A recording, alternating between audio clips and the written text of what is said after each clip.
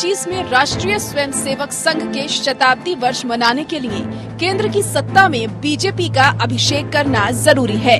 लिहाजा RSS chief भी सक्रिय हो गए हैं। आरएसएस की मस्जिदों और मदरसों से एलर्जी के बीच वो खुद चलकर मस्जिद पहुंचे।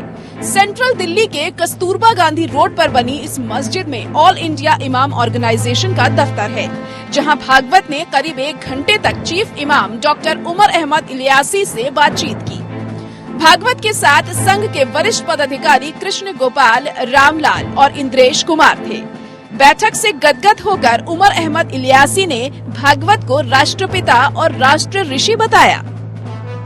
पहली मर्तबा वो किसी मस्जिद में आए हैं। वो राष्ट्रपिता हैं, इस देश के राष्ट्र ऋषि हैं। अहमद इलियासी के भाई सुहेब इलियासी ने बैठक के बाद कहा, ये काफी अच्छी बात है कि भागवत हमारे पिता की पुण्यतिथि पर हमारे निमंत्रण पर आए। इससे देश में अच्छा संदेश भी गया है। सुहेब इलियासी को देश के मशहूर इंडियाज मोस्ट वांटेड नाम का कार्यक्रम पेश करने वाले एंकर के तौर पर भी जाना जाता है। वहीं मोहन भागवत ने भी बताया कि आरएसएस भारत को दुनिया के लिए आदर्श समाज बनाने की दिशा में काम कर रहा है। भागवत ने उत्तरी दिल्ली में मदरसा ताजवीदुल कुरान का दौरा किया और वहां बच्चों के साथ बातचीत की। चीफ इमाम इलियासी ने इस मौके पर कहा कि हमारा डीएनए एक है, सिर्फ अल्लाह की इबादत का तरीका अलग अलग है।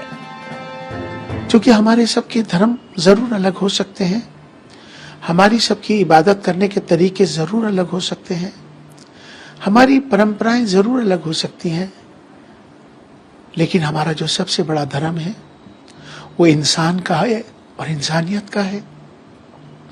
भारत में रहते हैं, हम सब भारतीय हैं। आओ हम सब मिलकर भारत को मजबूत करें, भारतीयता को मजबूत करें। राष्ट्र सर्वोपरि है। भागवत सांप्रदायिक सौहार्द को मजबूत करने के लिए मुस्लिम बुद्धिजीवियों के साथ चर्चा कर रहे हैं। उन्होंने हाल में दिल्ली के पूर्व उपराज्यपाल नजीब जंग, पूर्व मुख्य चुनाव आयुक्त SY कुरैशी, अलीगढ़ मुस्लिम विश्वविद्यालय के पूर्व कुलपति लेफ्टिनेंट जनरल जमीरुद्दीन शाह, पूर्व सांसद शाहिद सिद्दीकी और कारोबारी सईद शेरवानी से मुलाकात की थी।